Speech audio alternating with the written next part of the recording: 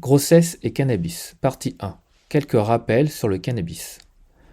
L'usage du cannabis au cours de la grossesse est un phénomène de plus en plus fréquent et largement sous-évalué. En tant que professionnels de soins premiers, nous pouvons nous sentir démunis devant cette problématique. Alors comment y faire face? Avant de répondre à cette question, il est important de connaître l'impact d'un tel usage sur la grossesse et l'enfant à naître. Selon l'enquête nationale périnatale 2021, 6% des femmes ont déclaré fumer du cannabis un an avant leur grossesse.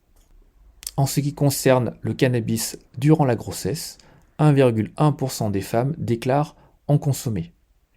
Cependant, il faut faire attention aux biais déclaratifs, puisqu'il s'agit d'un produit illégal, avec une peur du jugement social et également une crainte du placement de l'enfant.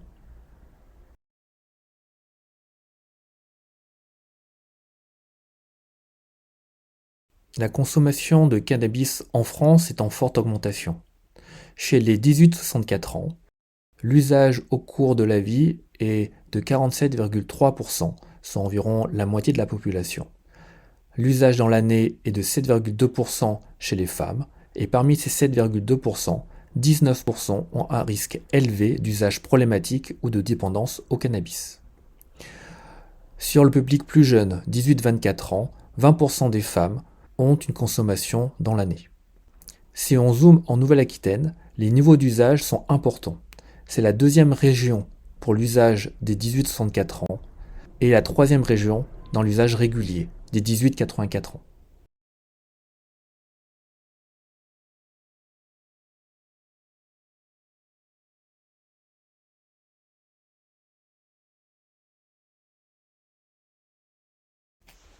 Mais pourquoi s'inquiéter de son usage alors qu'on l'utilise de manière thérapeutique? Attention aux amalgames, en effet, le cannabis contient une soixantaine de molécules aux propriétés différentes appelées cannabinoïdes, dont les deux principaux sont le delta-9 tétrahydrocannabinol, soit le THC, et le cannabidiol, soit le CBD. Le THC est considéré comme un produit stupéfiant, du fait de ses propriétés psychoactives à l'origine de l'ivresse cannabique et de son caractère addictogène. Nous allons voir dans ce tutoriel les conséquences de son usage au cours de la grossesse. Le CBD, à contrario, n'est pas considéré comme un stupéfiant. Il ne présenterait aucun effet psychoactif ou addictogène comme le THC, et on pourrait lui attribuer certaines vertus, comme notamment des effets antiépileptiques et anxiolytiques. Son impact sur la grossesse est à l'heure actuelle encore indéterminé. En France, le CBD est légal si le taux de THC ne dépasse pas 0,3%. Comment se présente le cannabis et comment le consommer? Il existe des formes riches en THC et faibles en CBD, dont les fleurs séchées appelées bœufs, weed ou herbes peuvent être utilisées dans un vaporisateur ou bien roulées dans un joint. Ou encore la résine appelée hashish, shit, chichon, qui peut être également roulée dans un joint ou utilisée dans un bang. Il existe aussi le dabring, appelé aussi bang à huile, qui est généralement en verre. Le bang est composé de deux parties. La partie principale, qui est le bang, qu'on retrouve avec la chambre à eau pour refroidir et filtrer la vapeur. La seconde partie est le clou. C'est une douille en titane ou en quartz, pouvant résister à de grosses chaleurs, plus de 300 degrés. Par ailleurs, il est également possible de retrouver du beurre de Marrakech, cuisiné dans des cookies ou des space cakes. En France, il est habituel de consommer du cannabis mélangé avec du tabac. Il faut donc faire attention à la double dépendance. En termes de toxicité, il est habituel de dire que 1 joint équivaut à 6 cigarettes. Il existe également des formes riches en CBD et dont la teneur en THC est faible et inférieure à 0,3%. On retrouve les fleurs séchées, la résine, mais également des tisanes utilisées dans des décoctions ou bien fumées, des huiles utilisées par voie sublinguale, des e-liquides consommés dans des cigarettes électroniques ou bien encore des compléments alimentaires ingérés par voie orale. Il existe des formes dérivées de produits plus ou moins riches en CBD et avec un taux de THC inférieur à 0,3%. On peut citer des boissons énergisantes, de l'huile de chanvre, des produits cosmétiques, des graines. On peut les retrouver disponibles dans des commerces comme les CBD shops, les bureaux de tabac, les magasins bio, les grandes surfaces ou également sur Internet.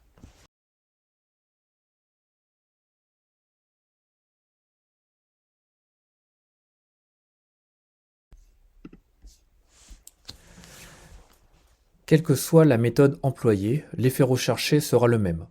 Un état d'ivresse cannabique, ou plus communément appelé état stone. Cette ivresse cannabique dure entre 3 et 8 heures, voire jusqu'à 24 heures en ce qui concerne les perturbations cognitives. Elle consiste en une sensation de bien-être, d'euphorie, d'hyperesthésie sensorielle, avec une phase extatique, de relaxation ou de sommeil. Le temps semble ralenti et on peut observer des troubles de la coordination motrice. Sur le plan clinique, peuvent apparaître une tachycardie, une hypotension orthostatique, une démarche ébrieuse, une hyperthermie conjonctivale, une mydriase, une hyperphagie ou bien une sécheresse buccale. A l'inverse, des effets non recherchés, dits non contrôlés, peuvent survenir. Certains se voient assez fréquemment, comme une crise blanche, qui est une exacerbation des effets avec un sentiment de malaise, avec pâleur, allant vers la crise d'angoisse. Une attaque de panique ou bad trip, qui est un sentiment de ne plus maîtriser les effets du produit. Ce sentiment peut être assez fort pour effrayer l'usager au point de le motiver à arrêter sa consommation. Un syndrome de dépersonnalisation qui peut survenir immédiatement après la prise et durer plusieurs semaines. Il en résulte une angoisse chronique avec un sentiment d'étrangeté, de déjà-vu, de troubles de concentration, de troubles de mémoire et de l'humeur dépressive. Une psychose cannabique aiguë est une bouffée délirante aiguë liée à la prise de fortes doses de cannabis. L'évolution est favorable en 8 jours à 3 mois, spontanément, ou via la prise de neuroleptiques, à condition d'arrêter le vice. Des troubles cognitifs avec baisse de la vigilance et de l'efficacité, un absentéisme et un désinvestissement plus ou moins global. Un syndrome amotivationnel avec un apragmatisme important, une perte d'intérêt, un anédonisme, une intolérance aux frustrations et un ralentissement psychique. D'autres effets plus graves peuvent être observés. En effet, on constate que 15 à 40% des schizophrènes consomment régulièrement du cannabis. Ce dernier apparaît de plus en plus comme un cofacteur probable de déclenchement de la maladie sur un terrain favorable. De plus, les psychoses induites par le cannabis existent, mais leur fréquence est faible. Elles se caractérisent par des hallucinations non verbales, des modifications perceptives, des idées délirantes de contrôle ou de grandeur et des pensées imposées. Autre conséquence non négligeable, le risque accru d'accident de la route, d'accident domestique ou d'accident de travail chez une personne en état d'ivresse cannabique. Enfin, il faut garder à l'esprit que le cannabis a un effet potentialisateur sur d'autres substances comme l'alcool, les barbituriques, la caféine et les amphétamines.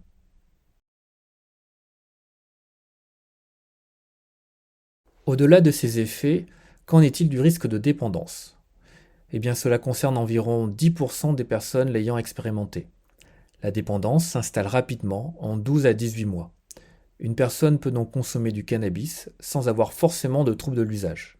Cependant, le risque de dépendance est d'autant plus important que la personne est jeune, d'où l'intérêt d'un repérage précoce.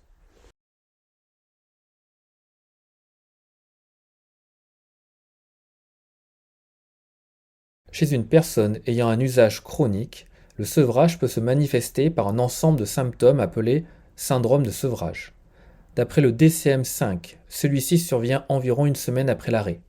Il se définit par au moins 3 critères parmi irritabilité, colère ou agressivité, nervosité ou anxiété, troubles du sommeil comme les insomnies ou les rêves inquiétants, la diminution de l'appétit ou la perte de poids, l'agitation, l'humeur dépressive, un symptôme causant un inconfort important comme les douleurs abdominales, des tremblements, une transpiration, de la fièvre, des frissons ou des céphalées. Il faut bien entendu que ces symptômes entraînent une altération significative du fonctionnement socio-professionnel et qu'ils ne soient pas liés à une affection médicale autre. Pourquoi un usage au cours de la grossesse? Il peut être à but récréatif, à la recherche de l'ivresse cannabique, mais il peut aussi être présumé thérapeutique, soit pour soulager l'addiction et substituer un usage de tabac ou éviter un syndrome de sevrage, soit pour pallier aux symptômes inhérents à la grossesse, comme par exemple les nausées, les douleurs ou l'anxiété. En effet, dans une société qui se veut de plus en plus écolo, bio, vegan, le cannabis peut être considéré par certaines comme un moyen naturel et inoffensif de remplacer le tabac et les traitements médicamenteux classiques. Or, d'après une revue de la littérature, lorsque le cannabis est consommé au cours de la grossesse, il comporte plus d'effets indésirables que les traitements médicamenteux classiques.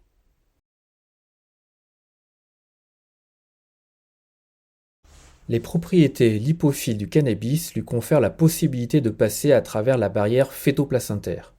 Il va alors venir se fixer sur les cellules fœtales et notamment au niveau cérébral. En outre, lorsqu'il est fumé, sa combustion entraîne la formation de monoxyde de carbone qui va entraîner une hypoxie tissulaire et donc un défaut de fonctionnement de certains organes comme le placenta, ce qui aura des répercussions sur le fœtus. Dans le sang, le taux de THC varie de 1 à 50 selon les produits consommés et ses effets sont donc difficiles à prévoir. L'effet maximal apparaît dans les 5 à 10 minutes après inhalation. Son élimination quant à elle est urinaire et peut survenir jusqu'à 21 jours suivant la dernière prise. Cela implique une imprégnation fœtale également sur plusieurs jours. Quelles sont alors les conséquences sur le développement fœtal ? De nombreuses études cherchent à répondre à cette question, mais souffrent de nombreux biais méthodologiques difficiles à contrôler. En effet, les consommations sont souvent déclaratives et surviennent chez des personnes vulnérables exposées à d'autres toxiques comme le tabac, l'alcool, la cocaïne, ou d'autres conduites susceptibles d'exposer l'enfant à des risques. Ainsi, des troubles du développement fœtal sont mis en évidence dans la littérature. Les risques pour l'enfant est d'être petit pour son âge, avec un effet dose dépendant, surtout si la consommation dépasse 5 joints par semaine et un usage par un bang. Des risques d'accouchement prématuré en lien avec la consommation de tabac, d'hypoxie et de toxicité liées à la fumée ou encore de perturbations du travail obstétrical sont souvent relevés. Le risque malformatif reste aussi discuté. Certaines études avancent une augmentation du risque de laparoschisis qui correspond à la fermeture incomplète de la paroi abdominale fœtale. D'autres, un risque supérieur d'anomalie du septum ventriculaire. La littérature apparaît également très contrastée lorsqu'il s'agit des conséquences à la naissance. Certaines études sont en faveur d'une baisse du poids de naissance. D'autres font mention d'une plus grande fréquence d'admission en soins intensifs à la naissance. Et comme cela est bien documenté pour le tabac, une probable augmentation du risque de mort inopinée du nourrisson.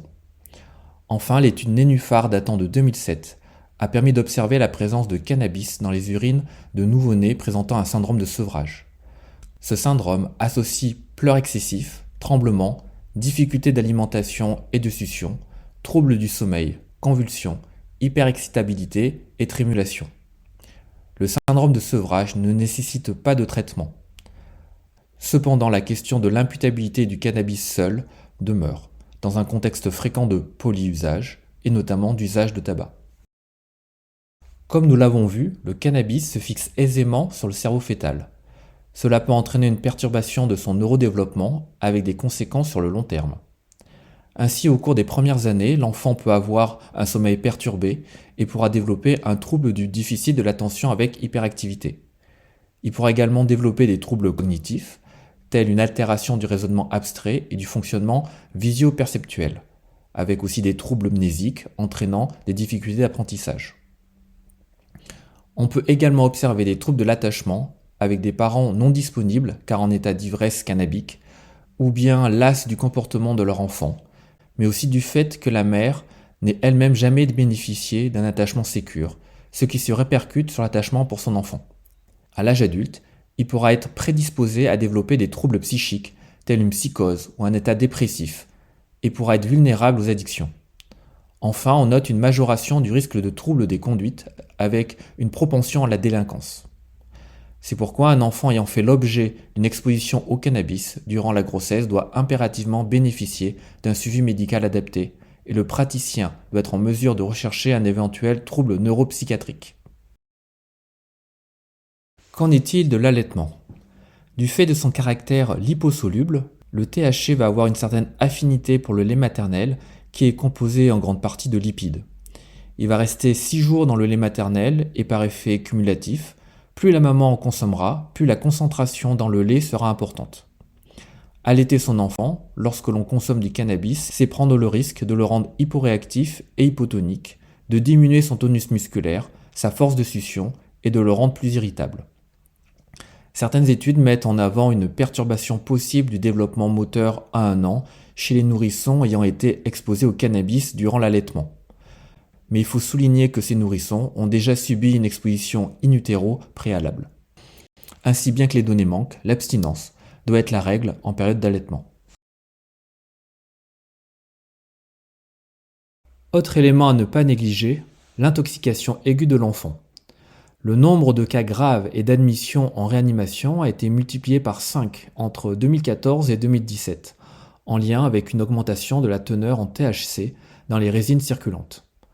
De plus, l'ANSM rapporte 2,5 fois plus d'intoxications aiguës entre 2014 et 2017. Cela concerne principalement les enfants de 2 à 3 ans. En pratique, cela correspond à l'ingestion au domicile de boulettes de résine ou de barrettes qui se retrouveraient à la portée des enfants, ou bien d'une inhalation passive lorsque l'enfant se situe à côté de ses parents qui fument. Le tableau clinique est variable et l'enfant peut présenter une ataxie, une somnolence ou agitation, des convulsions, une dépression respiratoire ou un trouble de la conscience pouvant aller jusqu'au coma. Il s'agit d'une urgence médicale et l'enfant doit être transféré au plus vite vers un service d'urgence pédiatrique. Pour conclure cette partie, nous pouvons dire que l'usage du cannabis est à éviter pendant la grossesse et en période d'allaitement. En effet, malgré la persistance de quelques incertitudes, l'effet potentiellement délétère pour l'enfant ne doit pas être négligé, que ce soit à court terme pour le développement fœtal et en période périnatale, mais aussi surtout au long terme du fait d'une atteinte du neurodéveloppement pouvant entraîner des vulnérabilités sociales et psychiatriques.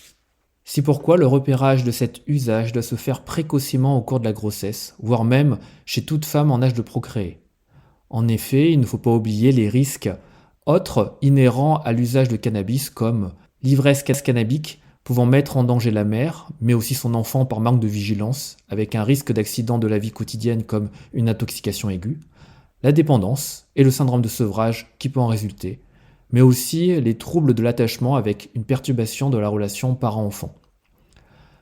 Maintenant que nous avons vu les conséquences d'un usage de cannabis sur la grossesse et l'enfant à naître, nous allons voir dans une deuxième partie comment procéder au repérage, puis dans une troisième comment agir sur cet usage.